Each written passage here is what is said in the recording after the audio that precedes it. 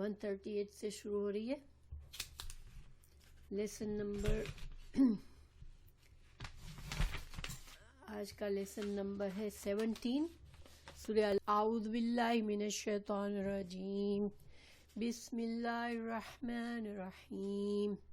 وجاوزنا ببنی اسرائیل البحر فأتوا على قوم يعكفون على أصنام لهم قالوا يا موسى اجعل لنا إلها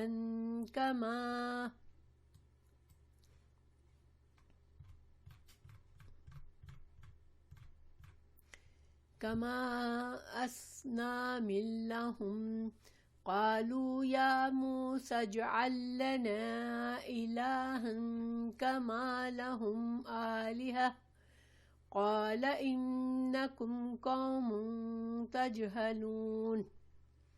إن هؤلاء متبر ما هم فيه وباطل ما كانوا يعملون. تو اس کا ترجمہ ہے، آج کی آیت کا ترجمہ ہے، اور ہم نے بنی اسرائیل کو سمندر سے پار اتارا تو وہ ایسے لوگوں پر آئے جو اپنے کچھ بتوں پر جمے بیٹھے تھے. کہنے لگے اے موسیٰ ہمارے لیے کوئی معبود بنا دے جیسے ان کے کچھ معبود ہیں. اس نے کہا بے شک تم ایسے لوگ ہو جو جاہل ہو، نادانی کرتے ہو. اچھا، اب ہم انشاءاللہ دیکھتے ہیں کہ آج کے سبق کا پیچھے سے ہم جیسے کہ جانا ہم نے کہ اللہ سبحانہ تعالیٰ نے سورہ اعراف میں 6 قوموں کے بیانات دیے جس میں انہوں نے رسول آئے ان کی قوم میں اور انہوں نے جھٹلایا، اور اللہ سبحانہ تعالیٰ نے ان کے گناہوں کی وجہ سے، ان کی نافرمانی کی وجہ سے ان قوموں کو سزا کے طور پر ہلاک کر دیا. تو پھر حضرت موسیٰ علیہ السلام کے واقعات شروع ہوئے. تو اس سے پہلے، آج کے سبق سے پہلے، ابھی تک وہ حالات تھے جب حضرت موسیٰ علیہ السلام کا فرعون سے معاملہ چل رہا تھا. کئی سال تک فرعون کے ساتھ حضرت موسیٰ علیہ السلام کا یہ مقابلہ چلتا رہا. اللہ سبحانہ تعالیٰ نے اس دوران کئی موقع دیے فرعون کو اور اس کی قوم کو، اور کئی طرح سے آزمائشیں ان پر ڈالی تاکہ وہ سنبھل جائیں، مگر وہ نہ سنبھلے اور وہ ہلاک کر دیے گئے، غرق کر دیے گئے. تو یہ اب تک کے جو حالات تھے وہ بنی اسرائیل کے وہ حالات تھے جو کہ ان پر تنگی اور مصیبت کے حالات تھے. ٹھیک ہے، اب ان کے آزادی، اللہ تعالیٰ نے انہیں آزادی دے دی اور یہ جو تھے وہ سمندر سے پار نکل گئے، اور فرعون جو تھا اور اس کی قوم وہ غرق کر دیے گئے. تو اب اللہ سبحانہ تعالیٰ اس کے بعد کے حالات ہمیں بتا رہے ہیں، یعنی کہ بنی اسرائیل کے نعمت ملنے کے حالات. ابھی تک وہ بری طرح آزمائے جا رہے تھے غلامی سے، اب ان کو آزادی کی نعمت ملی تو اللہ تعالیٰ ہمیں بتا رہے ہیں کہ پھر کیا ہوا. ٹھیک ہے، تو اب اللہ سبحانہ تعالیٰ فرما رہے ہیں کہ ہم نے وجاوزنا، ہم نے گزار دیا، بنی اسرائیل کو، البحر سمندر سے، فاتوا تو وہ آئے، ایک اعلیٰ قوم، ایک قوم پر، یعنی ایک قوم کے پاس سے گزرے. تو وہ لوگ کیا کر رہے تھے، وہ قوم والے کیا کر رہے تھے، یعکفونا وہ جھکے ہوئے تھے، جمے بیٹھے تھے،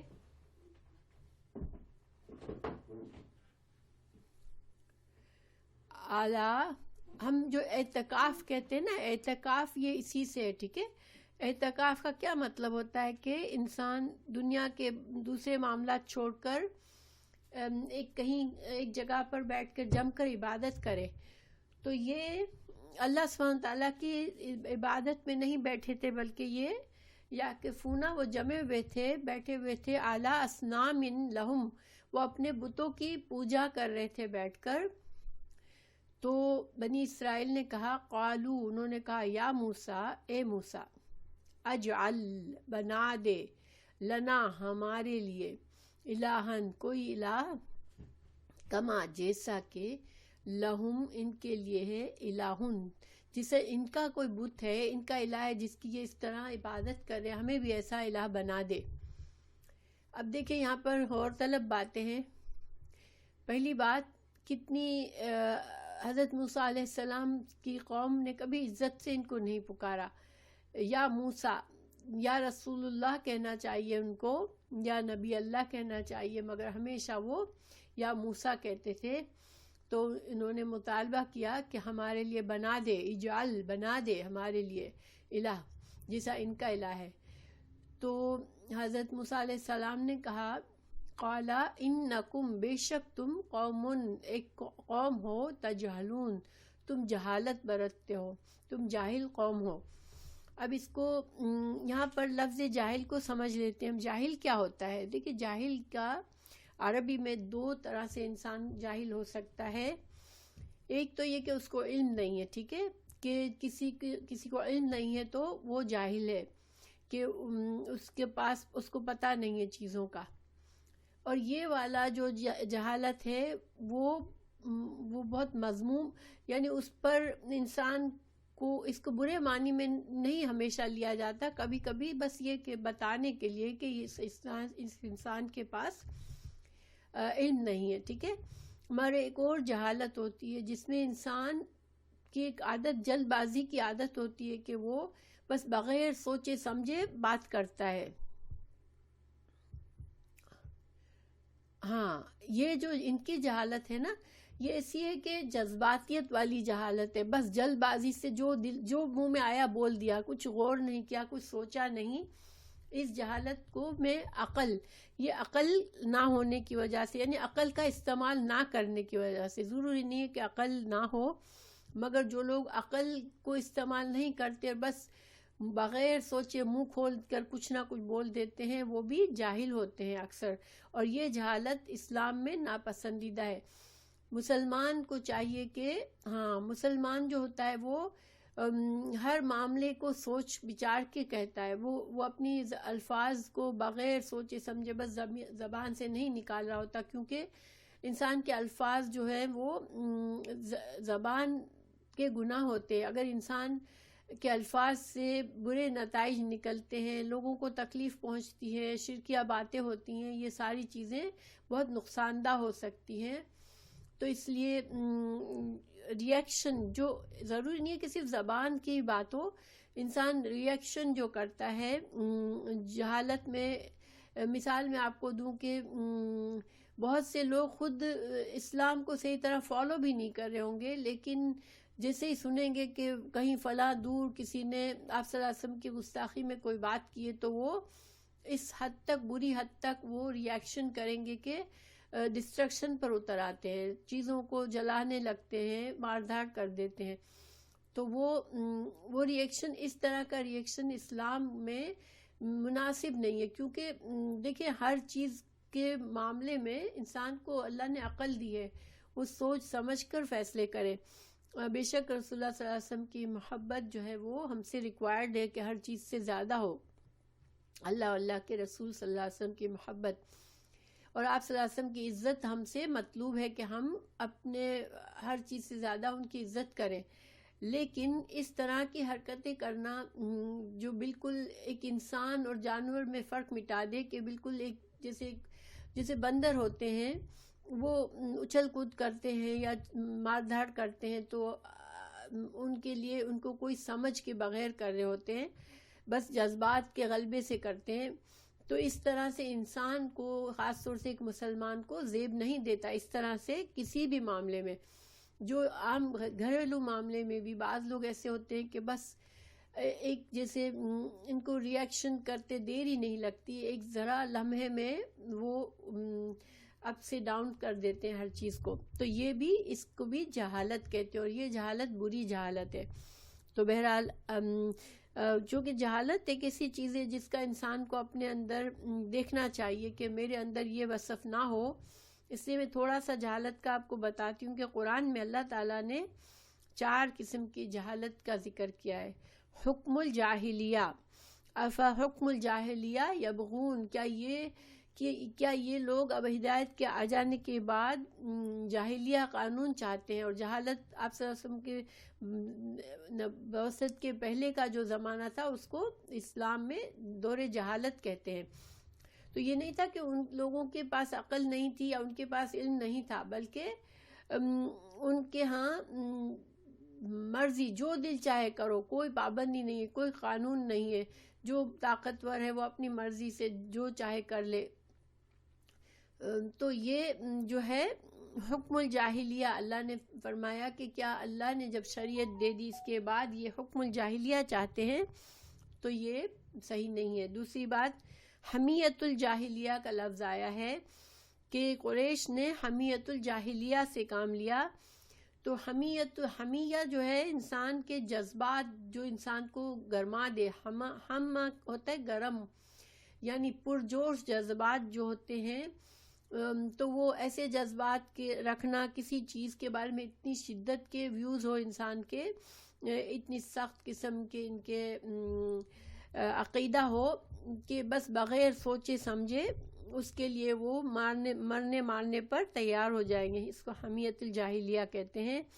پھر تبرج الجاہلیہ، یہ عورتوں کے لیے آیا ہے جو دین کی ہدایت آ جانے کے بعد، دین کے احکامات آ جانے کے بعد وہ اس طرح کا بناؤ سنگار کر کے نکلتی ہیں جو کہ عورتوں کے لیے جائز نہیں رکھا کہ وہ اپنی خوبصورتی کو اس طرح سے بنا سوار کر وہ لوگوں کے سامنے پیش کرے. تو اس کو تبرج جاہلیہ کہتے ہیں. اللہ تعالیٰ نے اس سے منع فرمایا ہے. پھر ظن الجاہلیہ، ظن کہتے ہیں کوئی کسی چیز کا اندازہ لگانا، گمان کرنا.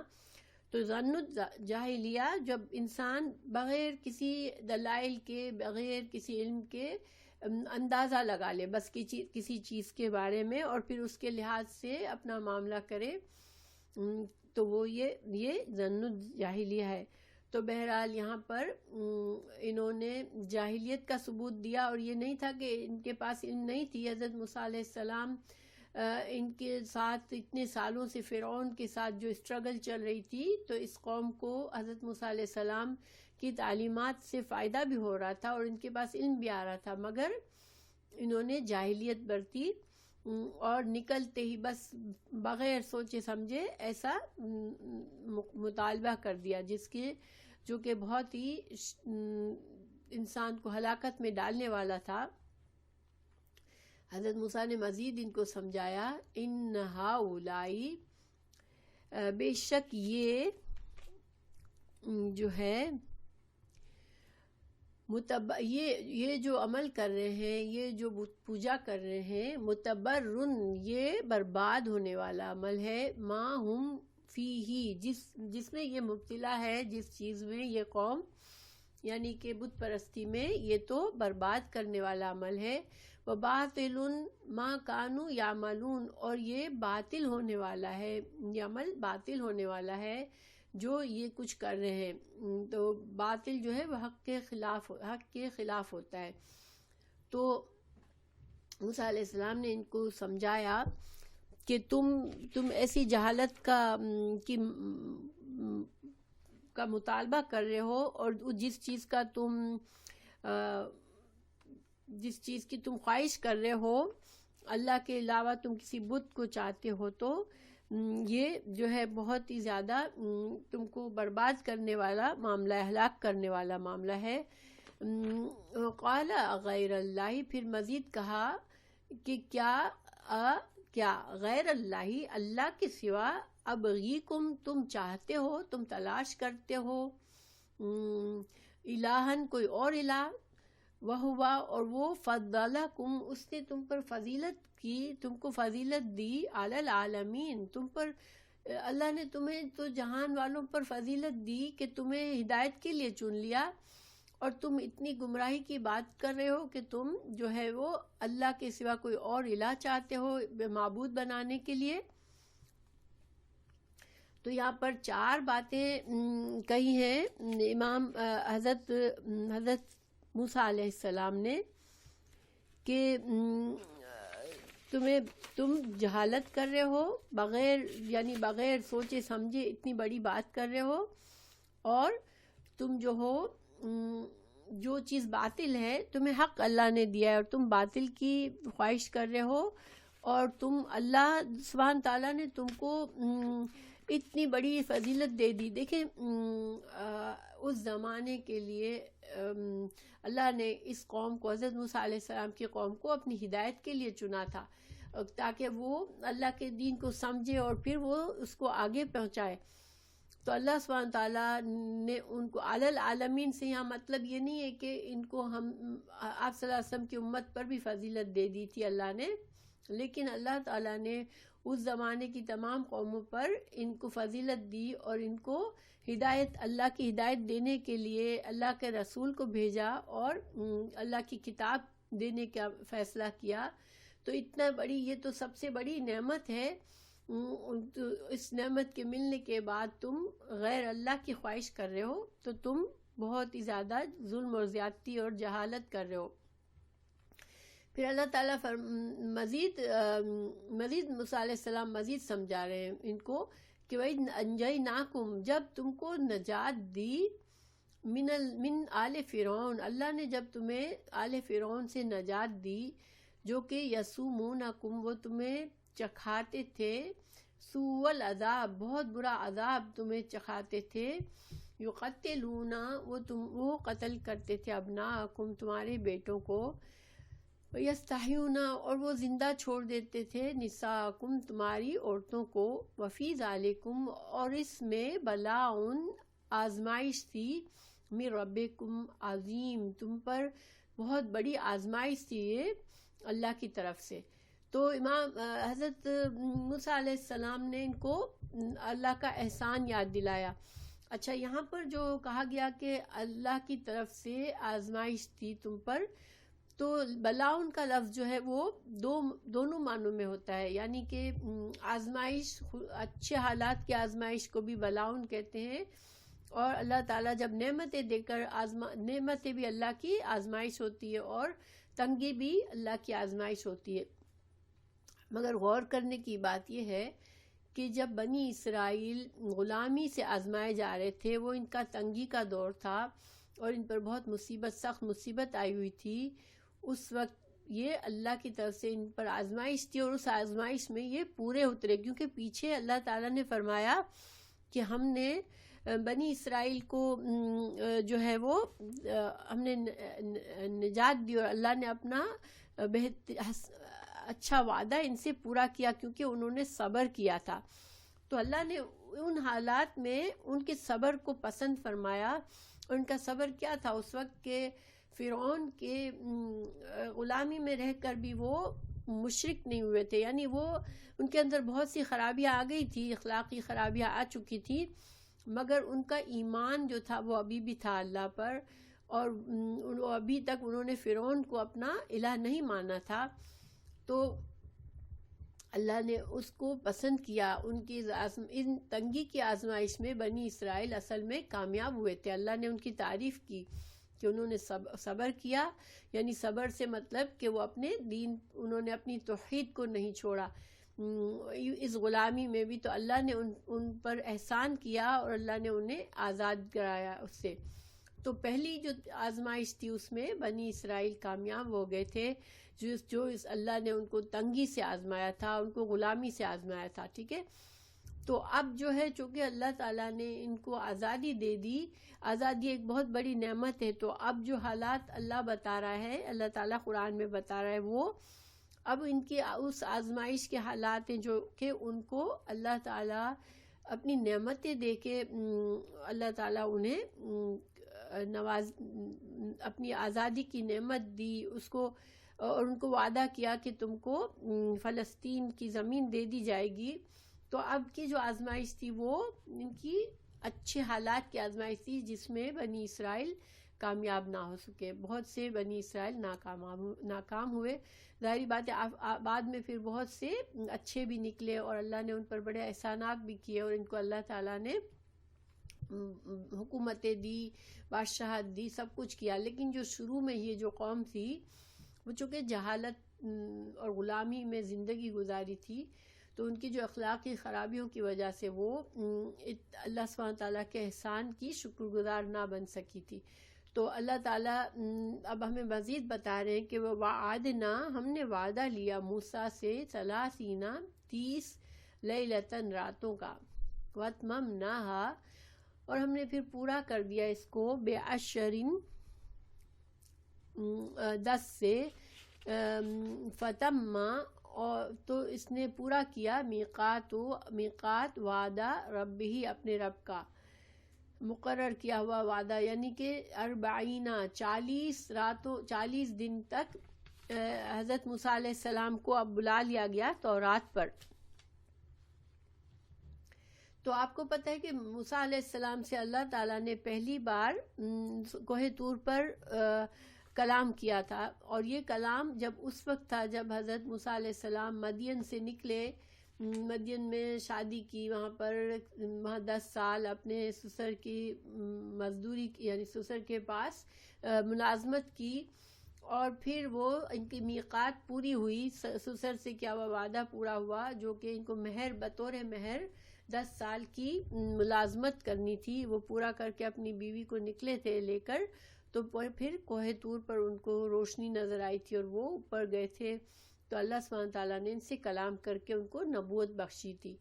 تو وہ پہلی بار کا کلام تھا. اب اللہ تعالیٰ نے پھر سے بلایا حضرت موسیٰ علیہ السلام کو کہ تورات دینے کے لیے, لیکن تورات ایک بہت بڑی نعمت تھی, تو اللہ تعالیٰ نے 40 سال کا اعتکاف کروایا موسیٰ علیہ السلام سے کہ اللہ کی عبادت کرے اکیلے میں, اور روزہ رکھے, اور اللہ سبحانہ تعالیٰ کی جسے قربت حاصل کرے. ٹھیک ہے, تو یہ ایک حضرت موسیٰ علیہ السلام کی رات اس لیے کہا گیا ہے کہ عربی زبان میں لیل کا مطلب ہوتا ہے دن اور رات دونوں. ٹھیک ہے, جب اکثر لیل کا دن اور رات دونوں کو ساتھ استعمال کرے تو پھر رات صرف رات اندھیری, جو اندھیرا ہوتا ہے وہ ہوتا ہے. لیکن اگر کہیں صرف یوم استعمال ہو تو دن اور رات ہوتے ہیں, اور کہیں صرف لیل استعمال ہو تو بھی دن اور رات ہوتے ہیں. تو 40 راتیں نہیں تھی بلکہ 40 دن اور رات پورے تھے جو حضرت موسیٰ علیہ السلام نے تنہائی میں گزارنے تھے. ان کو وہاں جا کر کوہ طور پر اللہ کی عبادت میں گزارنے تھے, روزے رکھنے تھے اور اپنا تزکیہ کرنا تھا. تو جب حضرت موسیٰ علیہ السلام نے اپنا قوم کو چھوڑا تھا وہاں پر, اور حضرت ہارون علیہ السلام کو انہوں نے خلیفہ مقرر کیا تھا کہ میری قوم کا تم خیال رکھنا, اور وزیر بنا کر گئے تھے حضرت ہارون کو, اور انہوں نے 40 دن تک انہوں نے اللہ کی عبادت کی تھی. تو جب انہوں نے پوری کر دی اپنی عبادت, وقال موسیٰ, اور کہا موسیٰ علیہ السلام نے, جانے سے پہلے موسیٰ علیہ السلام نے کہا تھا لأخیہ, اپنے بھائی سے, ہارون علیہ السلام سے, اخلفنی, تم میری جانشینی کرنا, فی میں قومی, میری قوم کے بارے میں, یعنی میری قوم کی تم اب ان کا خیال رکھنا, واصلح, اور ان کی اصلاح کرنا, ولا تتبع, کہ نہ یہ پیروی کرے, سبیل المفسدین, کہ یہ فساد میں نہ پڑ جائیں. ٹھیک ہے, کیونکہ حضرت موسیٰ علیہ السلام ویسے بھی جانتے تھے اپنی قوم کو, ان کو پتا تھا کہ یہ قوم ابھی بہت جہالت ہے ان کے اندر, اور یہ اگر ان کا صحیح طرح سے ان کا خیال نہیں رکھا گیا میری غیر موجودگی میں تو یہ کوئی نہ کوئی فساد کر دیں گے. تو حضرت موسیٰ علیہ السلام کو چھوڑ کر گئے تھے. لیکن ہمیں دوسری جگہوں سے پتہ چلتا ہے کہ قوم نے حضرت ہارون علیہ السلام کی بات نہیں مانی. حضرت ہارون علیہ السلام نے بہت روکا ان کو, لیکن انہوں نے سامری نے بچڑا بنایا اور انہوں نے عبادت شروع کر دی. تو یہ قصہ آئے گا سورہ طٰہٰ میں کہ حضرت موسیٰ علیہ السلام اپنے بھائی پر بہت ناراض ہوئے کہ تم کو میں وزیر بنا کر گیا تھا، تم نے میری قوم کا خیال نہیں رکھا. تو حضرت ہارون نے کہا کہ یہ قوم میں فساد ہو گیا تھا، یعنی کہ ایسا ہو گیا تھا کہ مجھے لگا کہ یہ قوم مجھے مار ہی ڈالے گی، اور میں نہیں چاہتا تھا کہ جو آپس میں جھگڑا ہو جائے، کیونکہ جو لوگ شرک پر تلے ہوئے تھے وہ، اور جو شرک نہیں کرنا چاہ رہے تھے وہ، پھر ان کے اندر جھگڑا ہو جاتا اگر ہارون علیہ السلام جو ہے ان کو ہاتھ سے روکنے کی کوشش کرتے. تو بہرحال جب حضرت موسیٰ علیہ السلام جب واپس آئے، ولما جاء، تو جب موسیٰ علیہ السلام نے 40 دن اپنے پورے کیے، موسیٰ لمیقاتنا، پھر اللہ سبحانہ تعالیٰ سے ملاقات کے لیے گئے، وکلمہ، اور کلام کیا ان سے، ربہ، اس کے رب نے. اللہ سبحانہ تعالیٰ نے دوبارہ حضرت موسیٰ علیہ السلام سے کلام کیا، ٹھیک ہے. اور یہ کلام کرنا ایسے ہی ہے جیسے انسان کسی سے بات کرتا ہے.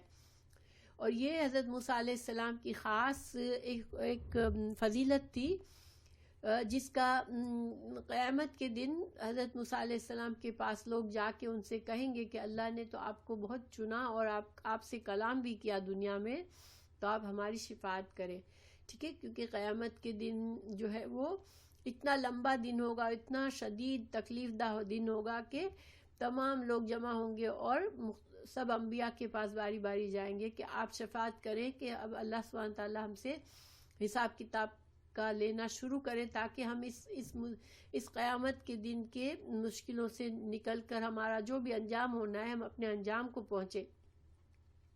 تو حضرت موسیٰ علیہ السلام سے جب خطاب کریں گے تو یہی کہیں گے کہ اللہ نے آپ کو برگزیدہ کیا، آپ سے کلام کیا، تو اللہ تعالیٰ آپ کی بات سن لے گا، آپ شفاعت کریں. بہرحال وہ شفاعت کبریٰ آپ صلی اللہ علیہ وسلم کے حق میں آئے گی اور آپ صلی اللہ علیہ وسلم شفاعت کریں گے. تو بہرحال قال ربی، تو حضرت موسیٰ نے کہا اے میرے رب، ارینی، مجھے دکھا، انظر، میں دیکھوں، الیک، میں تجھے دیکھوں. تو جب اللہ تعالیٰ نے کلام فرمایا تو حضرت موسیٰ علیہ السلام کے دل میں خواہش ہوئی کہ میں اپنے رب کو دیکھوں بھی. قالا، فرمایا اللہ تعالیٰ نے، لن، ہرگز نہیں، ترانی، تو مجھے دیکھ سکتا، ولیکن، لیکن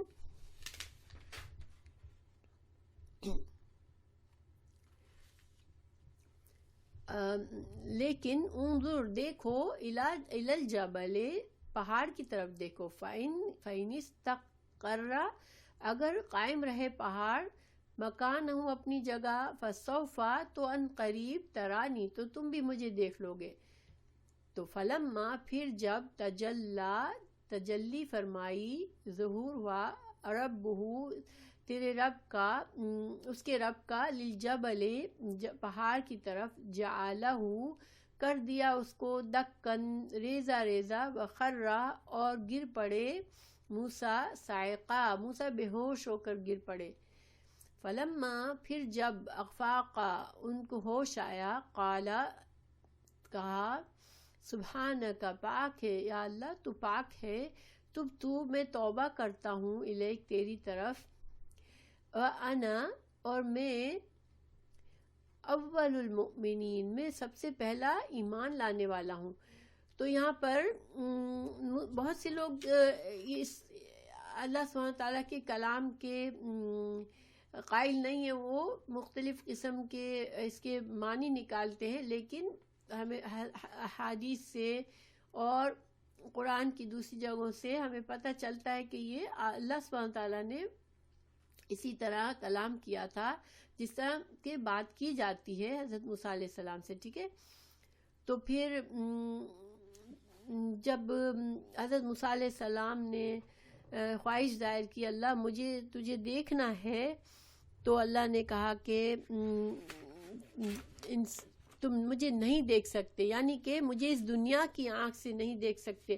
اللہ سبحانہ تعالیٰ نے انسان کو جو جسم دیا ہے، جو صلاحیتیں دی ہیں، یہ اس دنیا کے لحاظ سے ہے، اور اس دنیا کے لحاظ سے اللہ نے انسان کو وہ صلاحیت نہیں دی ہے کہ وہ اللہ سبحانہ تعالیٰ کا جلوہ کر سکے، اللہ کا دیدار کر سکے. لیکن بہت سی احادیث سے ہمیں معلوم ہوتا ہے کہ قیامت کے دن یعنی جنت میں جنت والے اللہ سبحانہ تعالیٰ کو دیکھیں گے، جنتی لوگ اللہ سبحانہ تعالیٰ کو دیکھیں گے. اور اس کے قرآن سے بھی ہمیں دلائل ملتے ہیں. اللہ سبحانہ تعالیٰ نے فرمایا وجوہ یومئذ ناظرہ الی ربہ ناظرہ. اس دن کچھ لوگوں کے چہرے چمک رہے ہوں گے کیونکہ وہ اپنے رب کی طرف دیکھ رہے ہوں گے. اللہ سبحانہ تعالیٰ ہمیں بھی ان میں بنائے کہ ہمیں اللہ اپنا دیدار کروائے. لیکن دنیا میں دنیا کی آنکھ سے کسی نے نہیں دیکھا اللہ کو.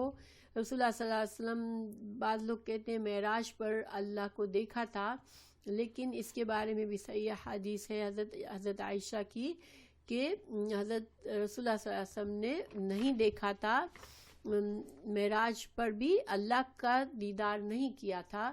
اپنی آنکھوں سے جیسے دیدار کرنا ہوتا ہے وہ نہیں کیا تھا، کیونکہ اللہ تعالیٰ نے انسانوں کو یہ صلاحیت نہیں دی کہ دنیا میں اللہ کو دیکھے.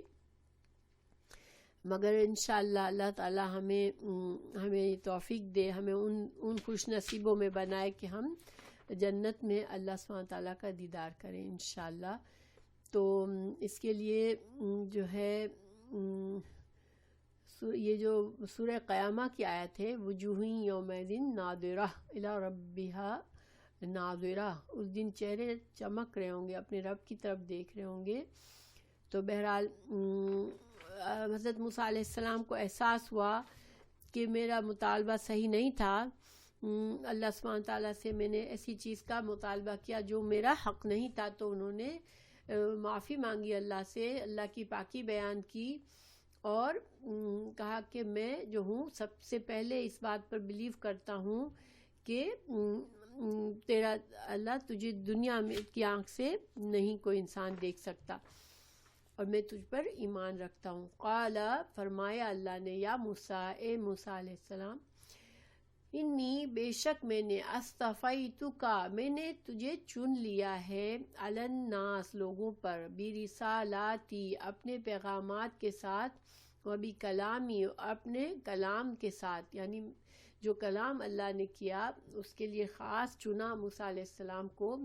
فخذ تو پکڑ لو ماں جو آتیتک میں نے دیا تجھ کو وکم من الشاکرین اور ہو جاؤ شکر کرنے والوں میں سے. تو اللہ تعالیٰ نے اب حضرت موسیٰ علیہ السلام کو بتایا کہ میں نے تجھے چنا ہے. استفا کہتے ہیں کہ اللہ سبحانہ تعالیٰ اپنی جیسے خاص رحمت سے کسی کو چن لے. حضرت رسول اللہ صلی اللہ علیہ وسلم کا لقب بھی ہے مصطفیٰ، چنے ہوئے. تو اللہ تعالیٰ نے حضرت موسیٰ علیہ السلام کو بتایا کہ میں نے اپنی نبوت دینے کے لیے تجھے چنا ہے، تو تم کیا کرنا کہ تم شکر گزار بننا. یعنی یہاں پر یہ بھی اشارہ ہے کہ چونکہ حضرت موسیٰ علیہ السلام نے دیدار نہیں کر سکے تو اللہ نے کہا کہ تجھے میں نے جو نعمت دی ہے وہ بھی بہت بڑی ہے کہ میں نے تجھ سے کلام کیا ہے اور میں نے تجھے رسول بنایا ہے، تو تو شکر گزار بننا میری نعمتوں کا. وَكَتَبْنَا اور لکھ دیا ہم نے لہو اس کے لیے فی الالواح تختیوں میں من کل شعین.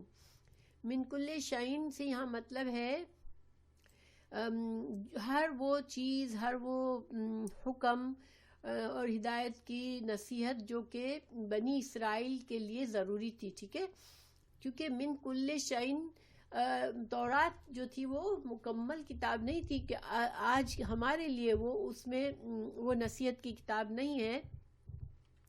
اللہ سبحانہ تعالیٰ نے ہمیں قرآن دے دیا جو کہ مکمل اللہ کی کتاب ہے. ٹھیک ہے، لیکن اس زمانے کے لیے کل شعین اس میں تھی، یعنی کہ جو چیز اس وقت ضروری تھی ہدایت کے لیے وہ اللہ تعالیٰ نے وہ نصیحت جو چاہیے تھی اور جتنی تفصیلات احکامات کی چاہیے تھی موعظۃً و تفصیلاً لکل شعین، ہر چیز کی تفصیلات جتنے احکامات تھے شریعت کے وہ سب تورات میں اللہ تعالیٰ نے لکھ کر اسی وقت دے دیے. ٹھیک ہے، قرآن کی طرح تورات جو تھی وہ وقفہ وقفہ سے نازل نہیں ہوئی تھی بلکہ سارے احکامات ایک ساتھ مل گئے تھے.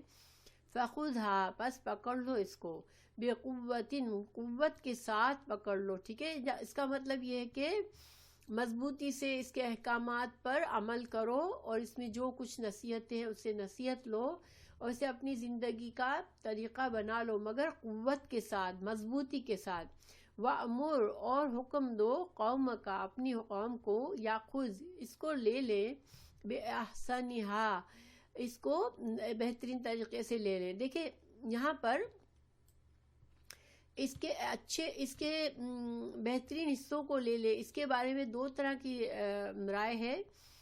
ایک تو یہ ہے کہ جو عمل کرنے والی باتیں ہیں، اس میں تورات میں جن پر عمل کرنا ہے، جن سے اپنا تزکیہ کرنا ہے، ان پر اچھی طرح سے قوم کو نصیحت کرو کہ وہ عمل کرے. اور دوسرا معنی یہ ہے یہاں پر کہ جو کہ موسیٰ علیہ السلام نبی تھے تو ان کو ذرا زیادہ ان پر ذمہ داری ڈالی کہ قوت کے ساتھ اس کتاب کو پکڑ لو، اور امت کے لیے، ان کی امت کے لیے تھوڑی سی آسانی کی کہ اپنی استطاعت کے مطابق وہ اس پر قائم ہو.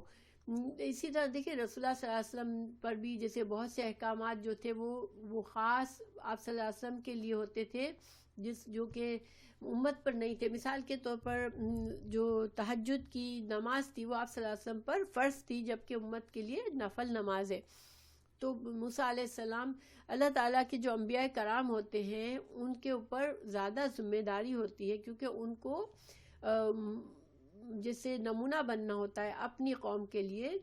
تو اس لیے اللہ تعالیٰ نے جب موسیٰ علیہ السلام سے کہا کہ تم اس کتاب کو لو تو اس کو کہا کہ قوت کے ساتھ لو، یعنی کہ بالکل قائم ہو جاؤ اس پر. اور جب ان کی امت کے لیے کہا تو ان کو کہا کہ بہترین طریقے سے وہ اس پر عمل کرے. پھر اللہ تعالیٰ نے فرمایا سأوریکم تم میں ان قریب دکھاؤں گا دار الفاسقین، میں تم کو ان قریب ان لوگوں کا، فاسقوں کا گھر دکھاؤں گا. اب اس کے دو معنی کیے گئے. ایک تو یہ کہ اب چونکہ ان کو کتاب دی جا رہی تھی تو اب کتاب پر جو عمل کرنے والے ہوں گے تو یہ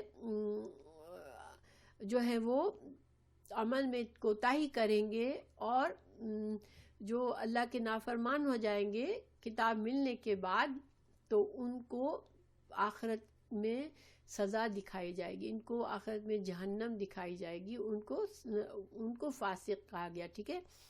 لیکن دوسرا اچھے معنی میں اس کا یہ ترجمہ کیا گیا کہ اگر اس کتاب پر بنی اسرائیل عمل کرے گی تو ان کو اللہ تعالیٰ ان زمینوں کا مالک بنا دے گا جو کہ فرعون کی زمین ہے، اور جو شام کی جو زمین ہے جس پہ اللہ کے نافرمان بندوں نے قبضہ کیا ہوا ہے، وہ زمین اللہ تمہیں دکھا دے گا، یعنی وہ تمہیں دے دے گا. تو دونوں معنی کیے گئے اس کے کہ یہ کتاب اللہ تعالیٰ دے رہا ہے ہدایت کے لیے، تو اگر بنی اسرائیل خود اگر اس کے لوگ صحیح ہدایت نہیں پائیں گے اس سے اور نافرمانی کریں گے تو وہ برا انجام دیکھیں گے.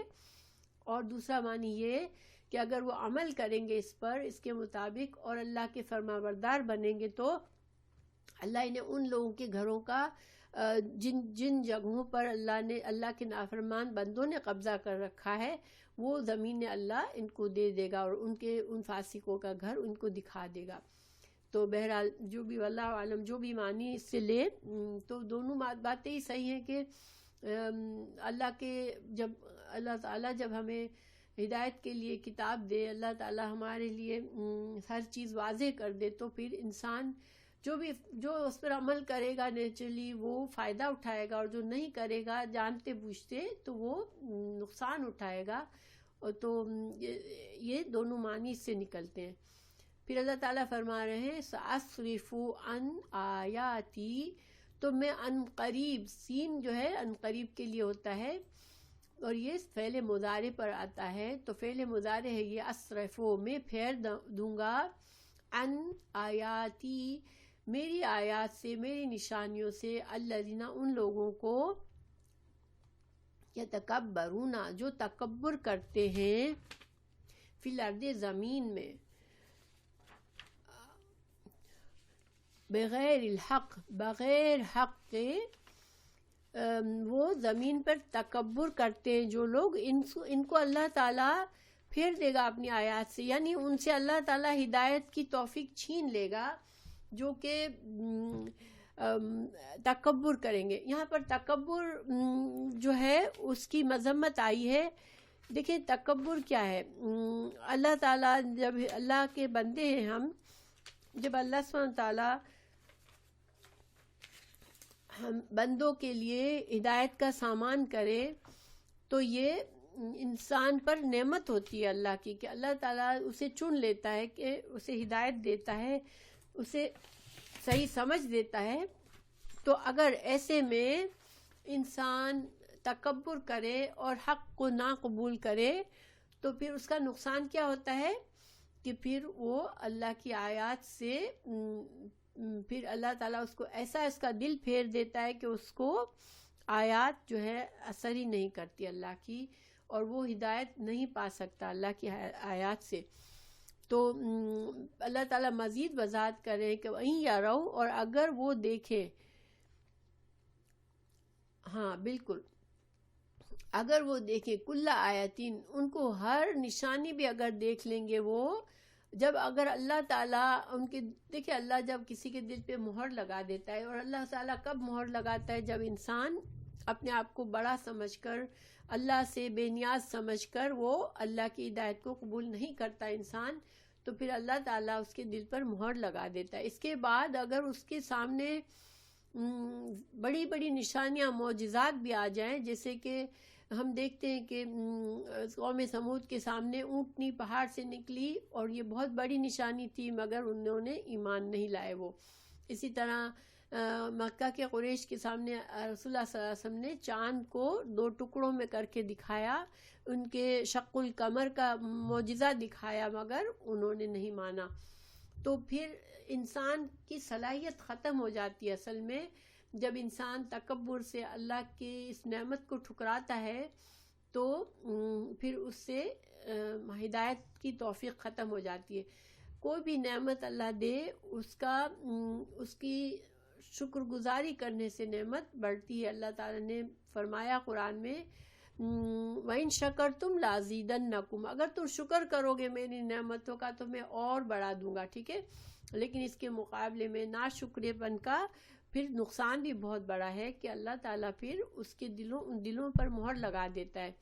تو اللہ تعالیٰ نے فرمایا کہ پھر ان کو بڑی بڑی نشانیاں بھی نظر آئے گی لیکن وہ ایمان نہیں لائیں گے۔ وَإِن يَرَوْا سَبِيلَ الرُّشْدِ، اگر ان کو بھلائی کا راستہ دکھایا جائے، اگر وہ بھلائی کا راستہ دیکھے، لا يَتَّخِذُوهُ سَبِيلًا، وہ اس راستے کو لیں گے ہی نہیں۔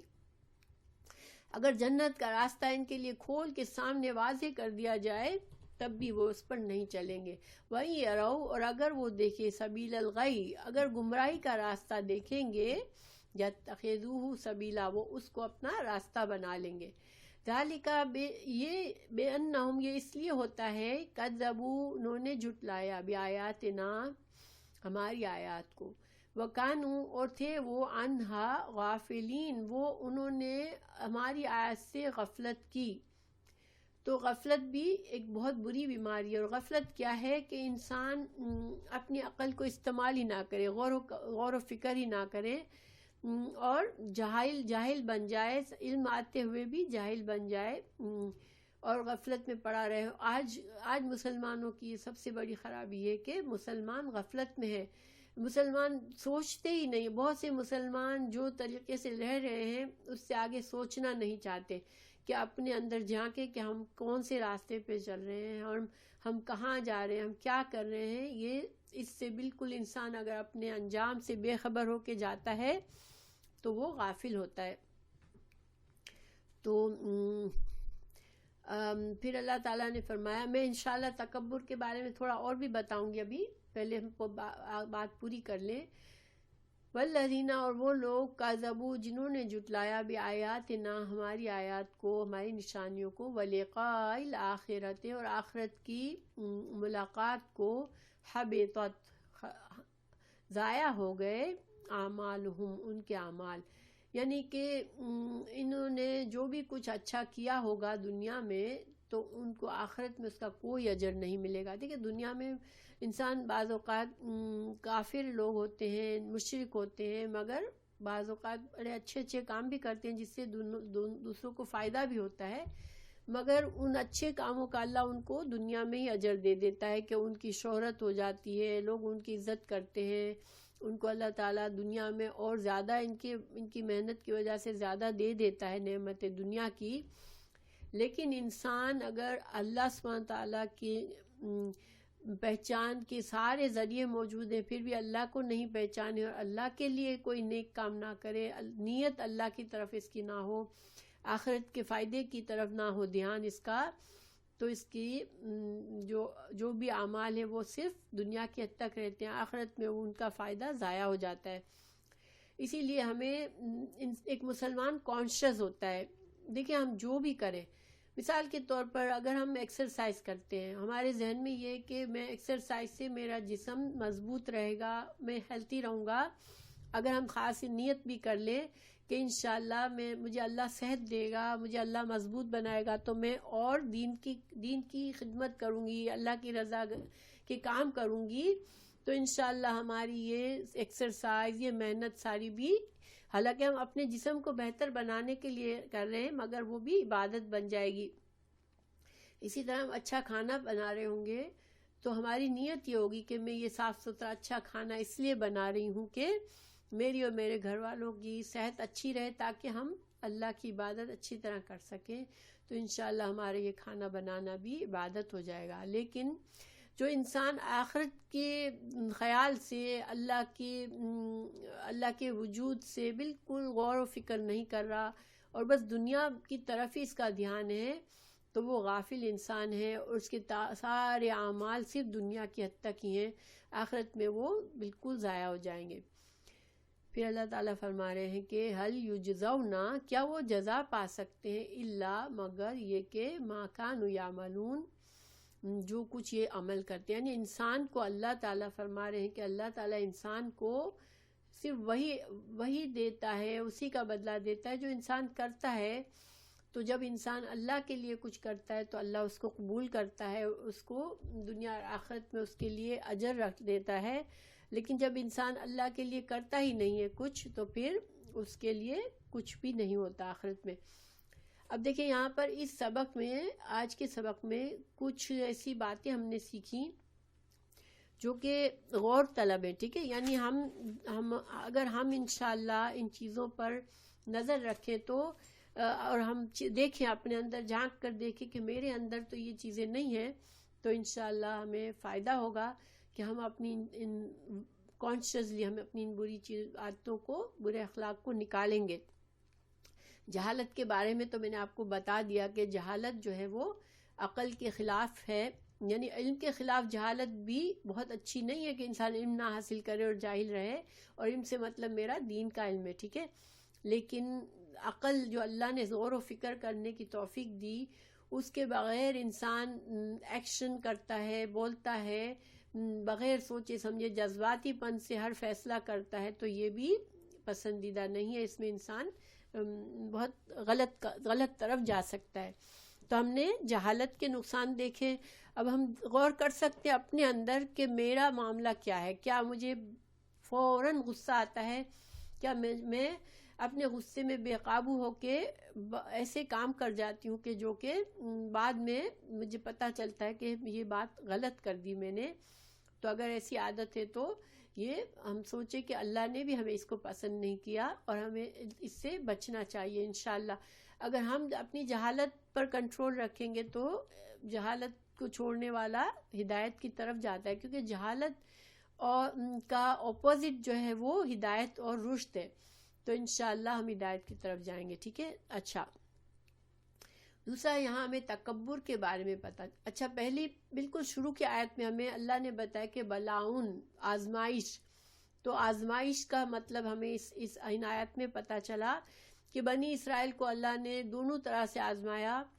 تو جب ان کے پاس کم نعمتیں تھی، وہ غلام بنے ہوئے تھے، اس وقت اللہ نے، جو کہ انہوں نے اس غلامی میں صرف ایمان پر ٹکے رہے، چاہے انہوں نے عبادات کی نہیں کی، اللہ کے ساتھ کتنے نیک کام کیے. اب غلام کیا کر سکتا ہے؟ ایک غلام تو اپنی مرضی کا مالک ہوتا ہی نہیں ہے، مگر اللہ نے ان کے صرف صبر کی کہ انہوں نے صبر کیا، اپنے دین پر رہے، تو اس کے قدر کی اور اس کے لیے بہت بڑی نعمت دی. لیکن جب اللہ نے ان کو نعمت دی، آزادی کی نعمت دی، ان کو منع سلوا دیا، ان کے رہنے کا انتظام کیا، پانی کا انتظام کیا، لیکن اس وقت جب ان کی اچھائی کے ساتھ ان کی نعمتوں کے ساتھ آزمایا تو یہ کامیاب نہ ہو سکے.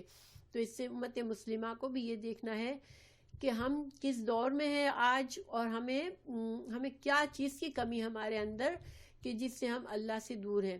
کیا ہمیں اللہ نے نعمتیں دی ہیں اور ہم غفلت میں پڑے ہوئے ہیں، یا ہمیں اللہ نے کچھ تنگی سے آزمایا ہے اور ہم نا امید اور شکایت میں پڑ گئے ہیں. یعنی دونوں طرح سے انسان گناہ کر رہا ہوتا ہے.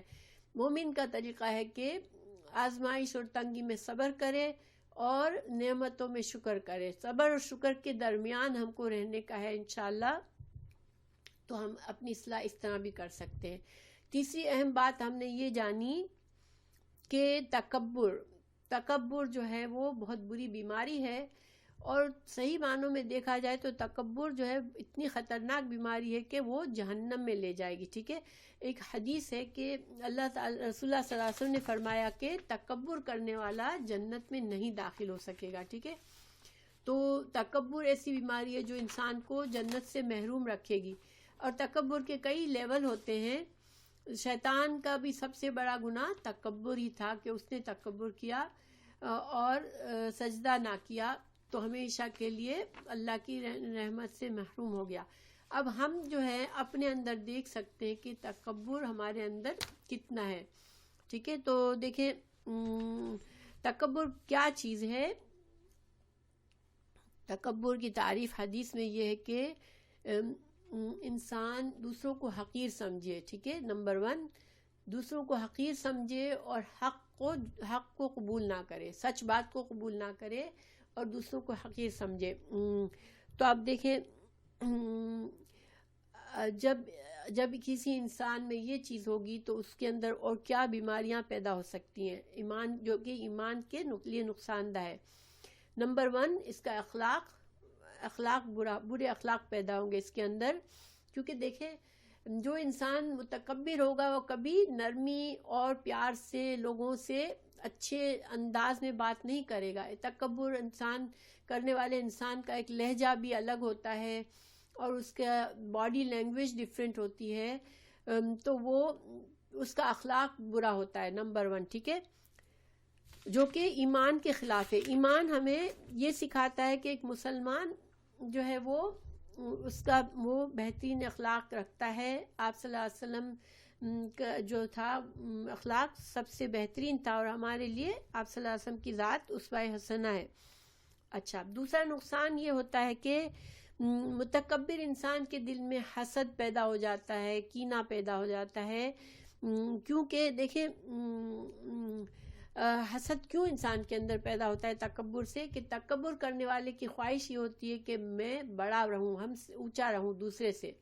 اب جب یہ دیکھتا ہے کہ اللہ نے کسی کو کوئی نعمت دی ہے تو اس سے برداشت نہیں ہوتا. وہ کسی طرح یہ نہیں چاہتا کہ کوئی مجھ سے بہتر پوزیشن میں ہو، تو پھر وہ اس انسان سے حسد کرنے لگتا ہے جس کو اللہ نے نعمت دی ہوئی ہوتی ہے. پھر حسد جو ہے وہ کینے میں تبدیل ہو جاتا ہے، اور وہ مسلسل وہ ایک دشمنی پال لیتا ہے اپنے دل میں اس پرسن کے لیے کہ کسی طرح اس کے لیے نقصان کرے. تو اسی وجہ سے اس کے اندر غیبت کی عادت آ جاتی ہے کہ لوگوں میں اس بندے کی برائیاں بیان کرنے لگتا ہے تاکہ لوگوں میں اس کو نیچا کرے جس کو اللہ نے نعمت دی ہے اور جس کو اللہ نے اونچا کیا ہے. تو پھر اور نقصان کیا ہوتا ہے تکبر کا، کہ انسان علم حاصل کرنے سے محروم رہ جاتا ہے. دیکھیں علم کے لیے عاجزی ضروری ہے.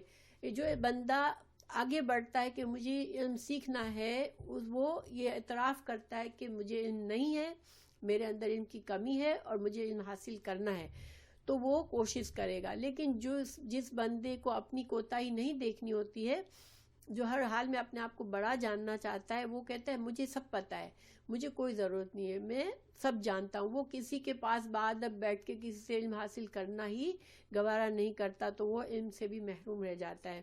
اور تکبر کرنے والا انسان کبھی کسی سے اس طرح کے سوال نہیں کرے گا کہ مجھے یہ بات سمجھ نہیں آئی، ذرا سا مجھے بتا دو، کیونکہ اس کے نزدیک وہ بظاہر چاہتا ہے کہ مجھے سب آتا ہے، بس کسی کے سامنے میں اپنی کوئی کمزوری نہ بتاؤں۔ تو یہ سارے تکبر کے نقصانات ہیں، اور رسول اللہ صلی اللہ علیہ وسلم نے بتایا کہ جس کے دل میں ایک ذرے برابر بھی تکبر ہوگا وہ جنت میں داخل نہیں ہوگا۔ دیکھیں ذرہ برابر کا ذکر کیا ہے، ٹھیک ہے، بڑا تکبر شیطان کا تکبر تھا، لیکن ہمیں اپنے اندر بہت غور و فکر کرنے کی ضرورت ہے کہ ہمارے اندر تکبر ذرا سا بھی نہ ہو، کیونکہ مومن کی یہ خصوصیت بتائی کہ مومن وہ ہوتا ہے جو اپنے بھائی کے لیے وہی خیر چاہتا ہے جو اپنے لیے چاہتا ہے، ٹھیک ہے۔ متکبر انسان کبھی بھی یہ نہیں چاہے گا کہ لوگوں کو وہی نعمت مل جائے جو مجھے ملتی ہے، کیونکہ پھر تو انسان اس کے برابر ہو جائیں گے، اور وہ ہمیشہ بڑا بن کے رہنا چاہتا ہے۔ اس کے اندر جو سپیریئر ہونے کی جو خواہش ہوتی ہے وہ اس کو یہ دوسروں کے لیے خیر کا جذبہ اس کے اندر آنے ہی نہیں دیتی ہے۔ اللہ تعالیٰ نے قرآن میں بتایا کہ انہوں نے ظلم اور تکبر سے اسلام کی دعوت کا انکار کر دیا، حالانکہ ان کے دل اس کا یقین کر چکے تھے۔ تو اللہ تعالیٰ بھی بار بار کئی آیات میں یہ بتایا کہ جو قومیں انبیاء کے آنے کے بعد ہدایت سے محروم ہوئی تو اس لیے کہ ان کے دل تو مان گئے تھے کہ یہ حق ہے، مگر تکبر سے انہوں نے ظلم کیا اور حق نہ ادا کیا اور ایمان نہ لائے۔ تو یہ بہت سے تکبر کے بہت سی جگہوں پہ حوالے ہیں، میں تھوڑے سے آپ کو کوئکلی بتاتی ہوں۔ اللہ تعالیٰ نے فرمایا کہ لا يحب المستكبرین، اللہ تکبر کرنے والوں سے محبت نہیں کرتا۔ پھر دوسری جگہ اللہ نے فرمایا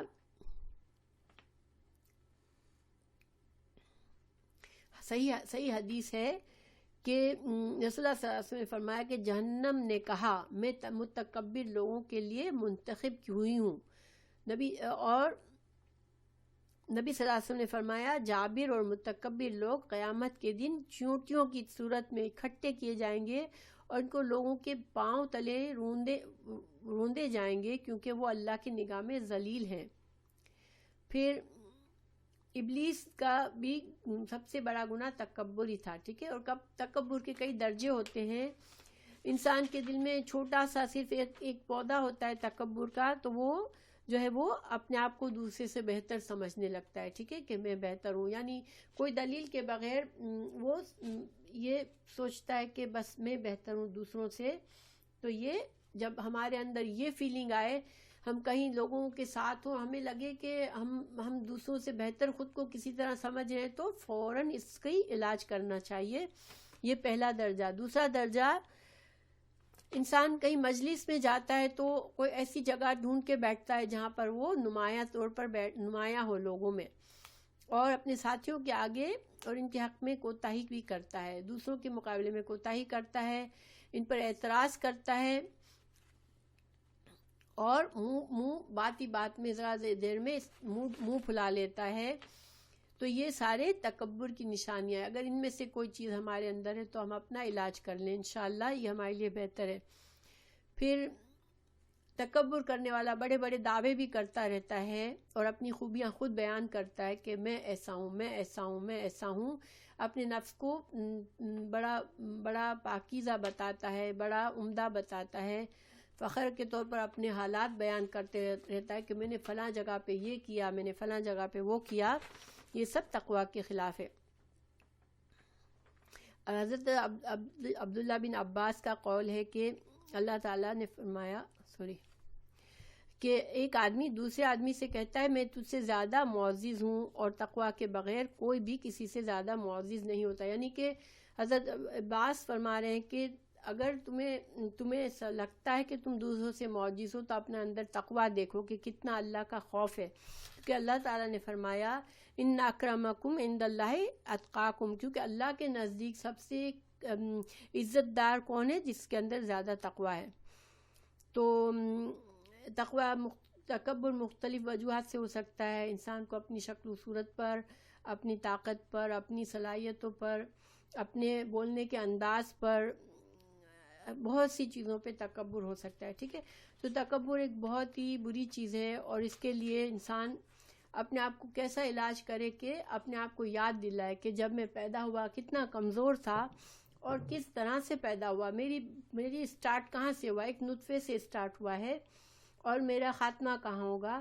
تو انشاءاللہ اس سے فائدہ ہوگا اگر انسان اپنے انجام اور اپنے ابتدا پر نظر رکھے. تو بہت کچھ کہا جا سکتا ہے، لیکن انشاءاللہ اتنا آئی ہوپ کہ فائدہ مند ہوگا.